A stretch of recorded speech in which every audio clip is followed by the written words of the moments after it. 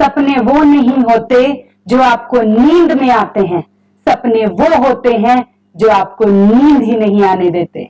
Good morning, good afternoon and good evening to everyone watching this video as per your time zone. मुझे देखने वाले सभी बच्चों को, उनके माता पिता को मेरा सादर नमस्कार। मैं पूजा बिश्नोई आपका एनकेपी क्लासेस के चैनल पर स्वागत करती हूँ। जैसा कि हम देख रहे हैं, पिछले 5 दिनों से मैं लगातार बच्चों के लिए कंटेंट डाल रही हूं साइंस सब्जेक्ट का। और जैसा कि मैंने बच्चों को कहा था कि शनिवार के दिन, सैटरडे को, हम जो भी उनके डाउट्स होंगे, जो भी कमेंट्स आएंगे, चाहे वो डाउट्स पेरेंट्स का हो चाहे बच्चों का हो, उस पर डिस्कशन करेंगे। तो आज हम पहले कुछ डाउट्स पर बात करेंगे और फिर कुछ और अच्छी एजुकेशन से जुड़ी बातों पर बात करेंगे कि जैसे 6 to 8 के बच्चे को अगर ओलंपियाड की तैयारी करनी है या अपने बेसिक्स को बच्चों को स्ट्रॉन्ग बनाना है, या 9-10 में बच्चों को बेसिक्स में अभी भी प्रॉब्लम आ रही है, तो उन पर हम क्या कर सकते हैं। तो क्या हम स्टार्ट करें? बिल्कुल। तो आज हम अपना पहले स्टार्ट करेंगे डाउट्स, जो मंडे से फ्राइडे को वीडियोस डली थी 3 बजे। मेरे बच्चा रेगुलर डल रही है। जिनके मम्मी पापा ये वीडियो देख रहे हैं वो अपने बच्चों को मोटिवेट करें उन वीडियोस को देखने के लिए। और जो भी डाउट्स उनके हुआ करेंगे वो हम शनिवार के दिन एक छोटी सी वीडियो बनाकर उनके लिया करेंगे हमेशा। तो अपने कमेंट्स करते रहें, चैनल को शेयर एंड सब्सक्राइब करते रहें। उसके बाद हम डिस्कशन करेंगे कुछ अच्छी बातों पर एजुकेशन से जुड़ी हुई। तो सबसे पहला डाउट बहुत लोगों ने मुझसे पूछा कि मैम चैनल का नाम एनकेपी क्यों? तो एन से मेरा मतलब है नर्चर, के से मेरा मतलब है नॉलेज और पी से मतलब है पूजा बिश्नोई के साथ। नर्चर का मतलब होता है सींचना, किसी चीज का पालन पोषण करना। जैसे पौधे को हम सींचते हैं पानी देकर, उसका पालन पोषण करते हैं, वैसे ही ज्ञान को भी हमें सींचना पड़ता है। किस तरह के विचार हम सोच रहे हैं, किस तरह के थॉट्स हमें आ रहे हैं, बच्चों को किस टाइप की वीडियोस दिखाई जा रही है, बच्चों को कैसी नॉलेज हो रही है, इस पर भी हमें ध्यान देना चाहिए। क्योंकि अच्छा खाना पीना देकर या लेकर बच्चा अपने शरीर को तो तंदुरुस्त कर लेता है, पर कहीं ना कहीं इस भागदौड़ की दुनिया में हम अपने विचारों के बारे में सोच नहीं पाते हैं कि हमें कैसा सोचना चाहिए, कैसे विचार हमें लाने चाहिए, या बच्चों के साथ हमें कैसी बातचीत करनी चाहिए। तो आप मेरे साथ इस चैनल पर शिक्षा से जुड़ी बातें या कंटेंट के माध्यम से अपना ज्ञान बढ़ा सकते हैं, नर्चर कर सकते हैं।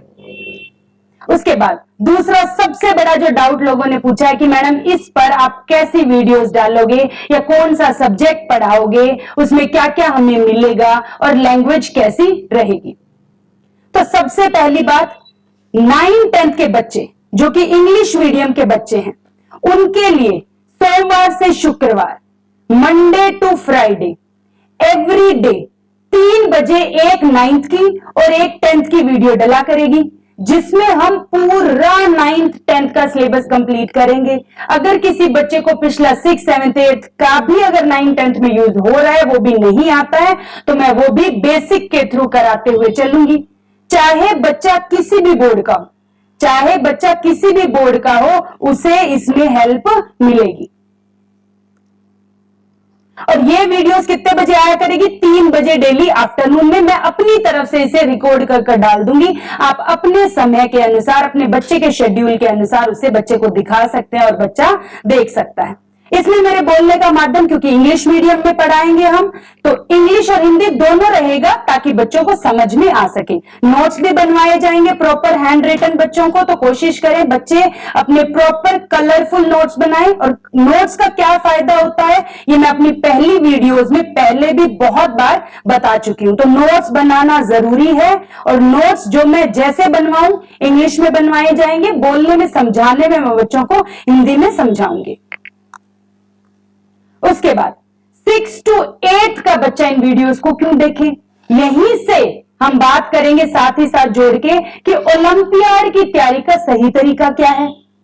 और या फिर भविष्य में बच्चे को साइंस के फील्ड में ही किसी एग्जाम की तैयारी करनी है, तो उसे अभी से ही साइंस में अपना इंटरेस्ट बनाना चाहिए। या फिर भविष्य में कोई टीचर भी, या अभी भी कोई टीचर किसी टैट एग्जाम की तैयारी कर रहा है या किसी कोई और एग्जाम की तैयारी कर रहा है जिसमें बेसिक साइंस की 10th तक की साइंस की प्रिपरेशन की उन्हें जरूरत है, तो वो भी मेरी वीडियोस को जरूर देखें। अच्छा, 6 to 8 का जो बच्चा है, जिसमें मैंने बात करनी है कि ओलंपियाड की कैसे तैयारी करें या फिर कैसे अपने बेसिक स्ट्रॉन्ग करें, या साइंस को पढ़ने का, मेरा बेसिक सवाल ये है कि साइंस को पढ़ने का सही तरीका क्या है, क्योंकि उसमें ओलंपियाड्स, कंपटीशन या जो कुछ भी जहां पर भी साइंस आती है वो सब कवर हो जाएगा। तो यहां पर मैंने इस स्लाइड के माध्यम से आपको 7वीं, 8वीं, 9वीं और 10वीं का जो सिलेबस है उसका कंपैरिजन करके दिया है। अगर आपका बच्चा 6th क्लास में है तो वो भी आप कंपेयर कर सकते हो। इस कंपैरिजन से मैं आपको ये समझाना चाहती हूं कि जो चैप्टर्स आप यहां देख पा रहे हैं, मैंने सिलेबस लिया है, बुक का कंटेंट है, ये चारों जो फोटोज हैं ये एनसीईआरटी बुक से मैंने ली है और इनमें मैं आपको ये बताने की कोशिश कर रही हूं। मैंने कुछ के टिक भी करे हैं, कुछ मैं आपको बता भी दूंगी। जैसे फॉर एग्जाम्पल, मैं आपको एग्जाम्पल देकर समझाती हूं कि जैसे एक चैप्टर है 7th क्लास में, एसिड, बेसिस एंड सॉल्ट। अब वो चैप्टर जब बच्चा 7th क्लास में पढ़ रहा है तो क्यों ना वो बच्चा 7th के साथ साथ ही यहां 10th की जो वीडियो डलेगी, उसमें 10th वाली वीडियो में मैं पहले 7th का भी बता ही रही हूं, क्योंकि जो 9th 10th का बच्चा हो सकता है 7th में किसी कारणवश उसके बेसिक्स रह गए हो, तो मैं 7th से चलकर ही तो 10th पहुंचूंगी। तो वो 7th वाला बच्चा क्यों ना अभी से ही एक्स्ट्रा पढ़ने के लिए 10th की मेरी वीडियोस देख ले, क्योंकि आपको भी पता है स्कूल में जब कोई ओलंपियाड होता है या कोई ऐसा एग्जाम होता है कंपटीशन का, तो उसमें कोई एक चैप्टर नहीं आता है, उसमें उस टॉपिक के बारे में जो भी जरूरी जानकारियां हैं वो आपको सब पता होनी चाहिए, क्योंकि साइंस में जो भी सिलेबस आता है कॉम्पिटिटिव एग्जाम्स में वो तो टॉपिक के हिसाब से आता है, उसमें क्लास तो कोई होती नहीं है। तो हमें साइंस को पढ़ने का जो सही तरीका है वो ये है कि हमें टॉपिक्स प्रिपेयर करने हैं, क्लास के हिसाब से हमें नहीं चलना है। वो टॉपिक भले 7th में आए, 6th में आए, 8th में आए, 9th में आए, 10th में आए, जिस दिन हम वो टॉपिक शुरू कर रहे हैं उससे रिलेटेड जितनी भी बेसिक जानकारियां आपको होनी चाहिए वो आपको आनी चाहिए। जैसे कि एक और एग्जांपल देके समझाती हूँ, मोशन एंड टाइम, एक ऐसा चैप्टर, फिर से वो चैप्टर केमिस्ट्री का था, अब ये चैप्टर मैं फिजिक्स का उठा रही हूं। मोशन एंड टाइम, ये भी आप देखिए 9th में फिर से आ रहा है, तो क्यों ना 7th का बच्चा मेरी 9th की वो वीडियो साथ साथ देख ले, ताकि उसको अभी से, चाहे उसको पूरा समझ नहीं आएगा 7th में, बट उसको क्या बेसिक्स का पता लग जाएगा, क्या उसको इस बात का एहसास हो जाएगा कि 7th का ये चैप्टर मेरा इंपॉर्टेंट है और मुझे आगे काम आना है। और जब बच्चे को ये बात पता लग जाए कि उसे ये चीज आगे काम आनी है तो उसे और अच्छे से पढ़ने की कोशिश करता है। जैसे कि और काफी चैप्टर्स हैं, लाइट हो गया, ये करंट एंड इलेक्ट्रिसिटी हो गया, ये भी आपके 8th में भी आता है, 9th में भी आता है और 10th में भी आता है। जैसे रिप्रोडक्शन है, प्लांट्स में, एनिमल्स में, ये बेसिक चैप्टर्स हैं जो 7th, 8th, 9th, 10th में बिल्कुल कॉमन है।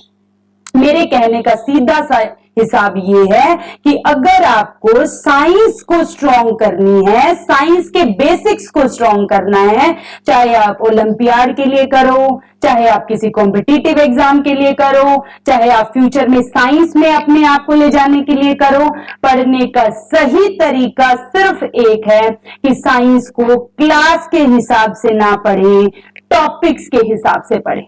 जो टॉपिक जिस दिन जहां आ रहा है, जो अगर माता पिता मुझे सुन रहे हैं तो उनका ये हक बनता है कि वो बच्चे को मोटिवेट करें आगे बढ़ने के लिए, क्योंकि आपको भी पता है आजकल कंपटीशन बहुत ज्यादा है और बच्चे अगर एडवांस में अभी नहीं पढ़ेंगे तो आगे चलकर वो जब एकदम से उन पे प्रेशर आता है कंपटीशन का, तो मैंने देखा है बच्चे फिर उस प्रेशर को झेल नहीं पाते हैं और कहीं ना कहीं डिप्रेशन में चले जाते हैं। मेरे पढ़ाए हुए बहुत सारे बच्चे अब +1 में कोचिंग भी ले रहे हैं। मैं उनसे भी कहूंगी कि वो कमेंट कर कर अपनी प्रॉब्लम्स जो उन्होंने फेस करी है वो मेरी ऑडियंस के साथ शेयर भी करें, जो कि वो मुझे फोन करके बताते भी हैं मैम कि मैम जो मेरे साथ के अभी के बच्चे हैं वो पहले से ही +1 2 9 10th में ही 9 10th का बच्चा +1 2 या 6 7 8 का बच्चा 9 10th का पहले ही पढ़ लेता है। लेकिन जिन माता पिता को ये जानकारी पहले से नहीं होती वो सिर्फ अपने बच्चे को डायरी का होमवर्क कराते हैं, सिर्फ अपने बच्चे को 6th में ही पढ़ाते हैं। तो मैं पेरेंट्स से ये कहना चाहूंगी कि आप अपने बच्चे को टॉपिक के हिसाब से प्रिपेयर करें ताकि उसका साइंस पर अभी से पकड़ बन जाए और उसकी आगे साइंस के फील्ड में ज्यादा से ज्यादा तरक्की हो। मेरे हिसाब से मेरा जो कहने का बेस था, मेरी जो इंफॉर्मेशन आप तक पहुंचानी थी वो आपको समझ में आ गई है कि जो मेरी मंडे से फ्राइडे को वीडियोस रहेंगी, नाइट चाहे भले ही उसमें मैंने कंटेंट में नाम चैप्टर वाइज 9 10 का लिखा हो, पर अंदर जो टॉपिक्स मैं बोलकर करवा रही हूं वो एक बार आप वीडियो पूरी देखें, आपको समझ में आएगा कि ऐसी कोई बात मेरे द्वारा वहां नहीं कही जा रही जो किसी भी बच्चे को समझ ना आए। तो अगर फ्यूचर में आपको 6 to 10 पर पूरा सिलेबस पता होना चाहिए, तैयारी करने का बेसिक रूल, आपके बेसिक स्ट्रांग होने चाहिए। और मैंने देखा है कुछ पेरेंट्स बच्चे को ओलंपियाड में पार्टिसिपेट नहीं कराते हैं। मैंने बहुत पेरेंट्स को यह कहते हुए सुना है कि ओलंपियाड में हम प्रिपेयर नहीं करवाएंगे। मुझे ऐसा लगता है कि अगर आपका सपना अपने बच्चे को आगे सरकारी नौकरी या किसी भी फील्ड में अच्छी नौकरी दिलाने का सपना है तो आप उन्हें ऐसे ओलंपियाड या कोई भी कंपटीशन स्कूल में हो रहा है उसमें पार्टिसिपेट करवाएं। इसका फायदा बहुत बड़ा है।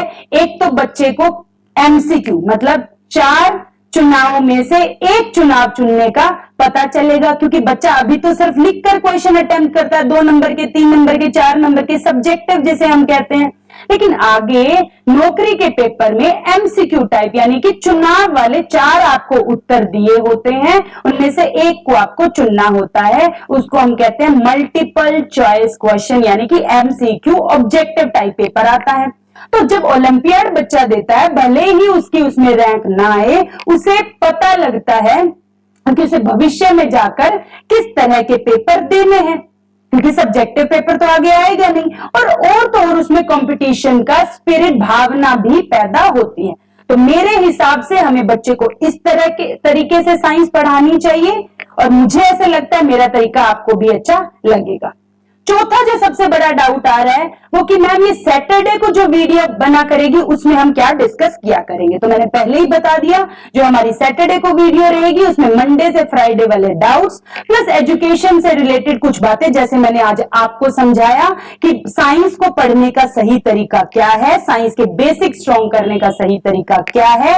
वैसे ही आने वाली मेरी शनिवार की वीडियो में हर बार हम बच्चे के ओवरऑल डेवलपमेंट यानी कि संपूर्ण विकास के लिए, या कोई ओलंपियाड की तैयारी है, कोई बेसिक की तैयारी है, पढ़ने का सही तरीका क्या है, बच्चे को आंसर कैसे लिखने चाहिए, बच्चे का टाइम टेबल कैसा होना चाहिए, या बच्चा पढ़ाई में मन कैसे लगाए। या कई बच्चे हैं जो फोन बहुत चलाते हैं, तो वो फोन में ऐसी क्या वीडियोस देखे जिससे उसका सही टाइम यूटिलाइज हो सके। तो ऐसी बातें आने वाले हम शनिवार की वीडियो में हर बार किया करेंगे और इसमें मैं कोशिश करूंगी कि मैं ज्यादा से ज्यादा हिंदी का प्रयोग करूं और साथ में इंग्लिश भी बोलूं, क्योंकि अगर कोई माता पिता या उनके कोई बड़े घर के मुझे सुन रहे हैं तो वो भी मैं जो समझाने की कोशिश कर रही हूं उनके माता पिता को, क्योंकि माता पिता ने ही बच्चे को मोटिवेट करना है। हो सकता है बच्चा समझ ही ना पाए, बच्चा क्योंकि अभी छोटा है, उसको अभी नहीं पता है कि ये टाइम कितना कीमती है, ये समय कितना कीमती है। तो एज अ टीचर और आप एज अ मदर फादर, हम सबका ये फर्ज है कि बच्चे को हम सही डायरेक्शन में गाइडेंस दें। तो मैं सैटरडे वाली कुछ एजुकेशनल वीडियोस ऐसी डाला करूंगी जिसमें बच्चे को गाइडेंस मिलेगी। हाँ जी, तो सैटरडे वाली वीडियो में हिंदी में ज्यादा बोलूंगी और मैं फिर से पेरेंट्स को कहना चाहूंगी कि सिर्फ किताबी कीड़ा अपने बच्चे को ना बनाएं, सिर्फ बुक स्कूल का काम, डायरी, इन सब में बच्चे को सीमित ना रखें। बच्चे के ओवरऑल डेवलपमेंट पर ध्यान दें, चाहे वो सब्जेक्ट मैथ्स हो, चाहे साइंस हो, चाहे कोई भी सब्जेक्ट हो, उसको आम दुनिया से जोड़कर पढ़ाएं। और मेरी वीडियोस में आपने देखा होगा कि मैं बताती हूं कि बच्चे को चिप्स का पैकेट खरीदने से पहले उसमें कौन सी गैस है पता होना चाहिए। बच्चे को पता होना चाहिए आसमान नीला क्यों है, बच्चे को पता होना चाहिए हमारी आंखों में कितने मेगापिक्सल का कैमरा है। बच्चों को आईफोन का मेगापिक्सल तो बड़ा पता है, लेकिन हमारी आंखों के इतने सुंदर जो हमारी आंखें हैं, जो सबको देख पा रही है, दूर का भी देख पा रही है, पास का भी देख पा रही है। देखो कितनी सुंदर चीज है कि मैं आप तक घर बैठे पहुंचा रही हूं अपनी बात। क्या ये साइंस नहीं है? क्या ये हर वर्ग के, हर एज के बच्चे को पता नहीं होनी चाहिए? बिल्कुल पता होनी चाहिए। तो ऐसी ही कुछ अच्छी वीडियोस के लिए आप मेरा चैनल सब्सक्राइब कर सकते हैं। अच्छा, कुछ बच्चों के बड़े डाउट्स आ रहे थे कि मैम सिलेबस कब तक कंप्लीट हो जाएगा, हमारे हाफ ईयरली के एग्जाम है, तो आप थोड़ा सा एक बार हमें रोड मैप बता दो। तो मैं उन बच्चों के लिए कहना चाहूंगी कि हम अगस्त 30 तक, आने वाली अगस्त 30 तक मैं हाफ ईयरली का आपका पूरा सिलेबस कंप्लीट कर दूंगी। और सिलेबस की चिंता मेरे बच्चों या जो उनके माता पिता सुन रहे हैं, आप बिल्कुल मत करिएगा, क्योंकि मैं आपको यकीन दिलाती हूं कि मैं अपने काम में 200% बहुत कंसिस्टेंट हूं। बच्चों के लिए मैं हमेशा तैयार रहती हूं। आपने मेरी 5 वीडियोस में देख भी लिया होगा।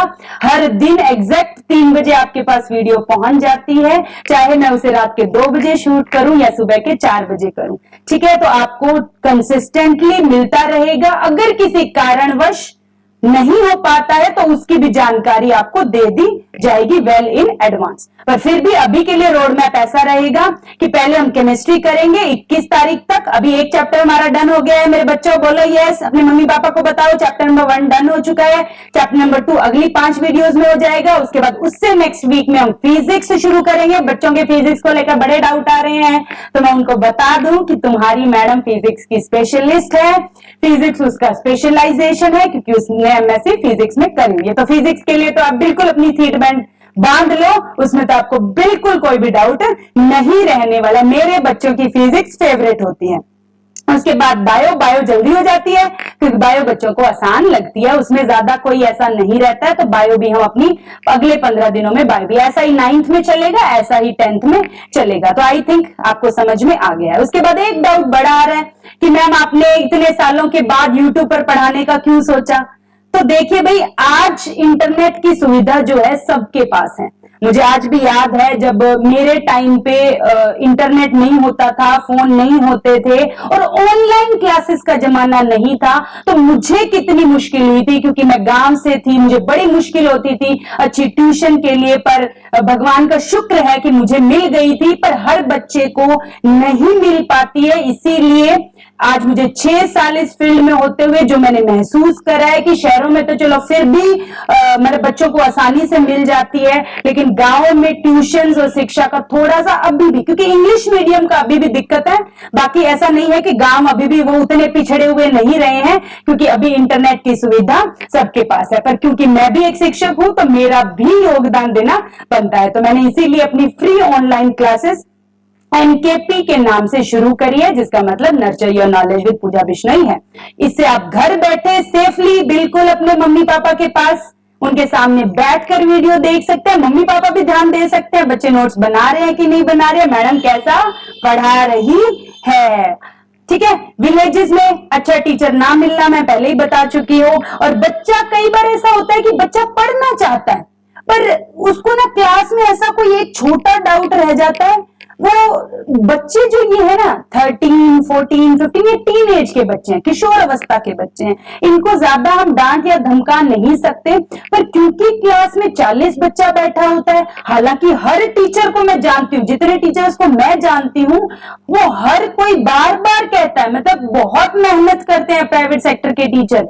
ठीक है, इतनी मेहनत, मतलब गवर्नमेंट के भी बहुत करते हैं। ऐसा नहीं कि आप कहोगे मैं शब्दों पे ध्यान ना दे, मेरी भावनाओं के समझे कि जो भी एक शिक्षक है, मैं जितने भी दुनिया में आज तक के टीचर्स को मिली हूं, या तो मैं ही अच्छे टीचर से मिली हूं या फिर मैं सब में अच्छाई देखती हूँ, वो मुझे नहीं पता। पर जितने भी टीचर्स मेरे कॉन्टेक्ट में, सब इतनी ज्यादा मेहनत करते हैं। मतलब मैं हर टीचर के लिए क्लैपिंग करना चाहूंगी, और मुझे एक दिल से खुशी होती है कि मैं एक टीचर हूं और हम बच्चों की मदद कर रहे हैं। लेकिन फिर भी कई बार बच्चों के ही उस पर, मतलब उनके ही कहते हैं ना, उनके ही उस पर पॉइंट पर बच्चा कई बार पूछ नहीं पाता है। मतलब हम बहुत उनको मोटिवेट करते हैं कि बार बार डाउट है तो पूछो, कोई क्वेरी है तो पूछो, क्वेश्चन है तो पूछो, सेल्फ स्टडी कर आओ। पर पता नहीं शायद बच्चों की साइकोलॉजी ऐसी है, बच्चों का अभी जो मन की स्थिति है, क्योंकि वो अभी बहुत सारे चेंजेस से जा रहे हैं, क्योंकि ऐसा उनका टीनेज है, उसमें बहुत सारे मेंटल और फिजिकल चेंजेस हमारे शरीर में आते हैं। शायद उनकी वजह से वो बच्चा अभी इतना सेंसिटिव है, उसको ऐसा लगता है कि अगर क्लास में मैंने डाउट पूछ लिया और मैडम ने ऐसा कह दिया कि 6th में क्या कर रहे थे, तो मेरी बेइज्जती हो जाएगी। इसीलिए ऐसा इस चैनल पर ऐसा कुछ भी नहीं है। मेरा बच्चा मेरा परिवार है, मेरी जिम्मेदारी है। और जो बच्चे मुझे ऑफलाइन से जानते हैं उन्हें पता भी है कि मैं उनके छोटे से छोटे डाउट को बड़ा हंसकर और खुश होकर उन्हें बताती हूँ कि मेरे बच्चे ने सवाल पूछा है। तो आप भी अपने बच्चे को सवाल पूछने के लिए हमेशा मोटिवेट करें, क्योंकि एक छोटा सा सवाल आगे जाकर उसके लिए बड़ा हानिकारक हो सकता है। क्योंकि डाउट्स अगर रह जाते हैं, शक अगर रह जाता है, तो वो धीरे धीरे बड़ा ही मिसकंसेप्ट बन जाता है। और मेरे बच्चों को मिसकंसेप्ट पसंद नहीं है। तो बच्चा जो पढ़ना चाहता है, जिनके पेरेंट्स को अच्छी साइंस की क्लासेस नहीं मिल रही थी, तो वो मेरे साथ जुड़ सकते हैं। अब लास्ट बात कि पिछले 5 दिनों में, मतलब मुझे खुशी हो रही है, गर्व हो रहा है ये बताते हुए कि पिछले 5 दिनों में मेरे साथ इतने कम समय में 200 से भी ज्यादा लोग मुझसे जुड़ गए हैं, मेरे बच्चे जुड़ गए हैं।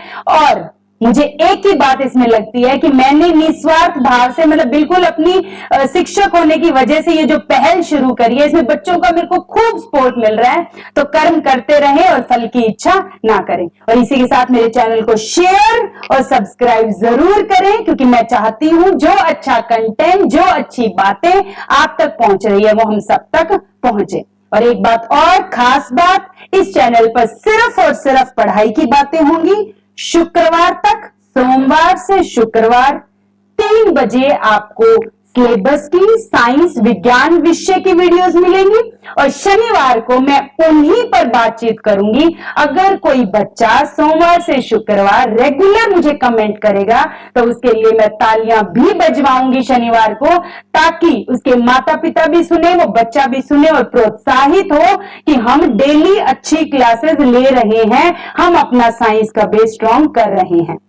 तो सिर्फ इस चैनल पर पढ़ाई की बात होगी और कमेंट में भी मेरा बच्चा सिर्फ पॉजिटिव बातें करेगा।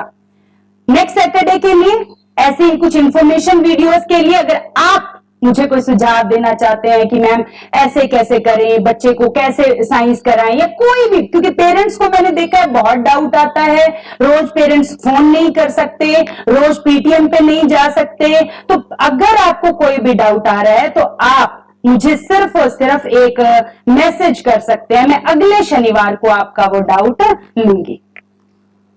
इसी के साथ हंसते रहिए, मुस्कुराते रहिए और पढ़ते रहिए और बढ़ते रहिए। और सबसे बड़ी चीज समय का और जो ये आपके पास इंटरनेट है और जो ये आपके पास एजुकेशन का पावर है, उसको सही से यूज करिए और अपने लाइफ में सक्सेसफुल बनिएगा। धन्यवाद।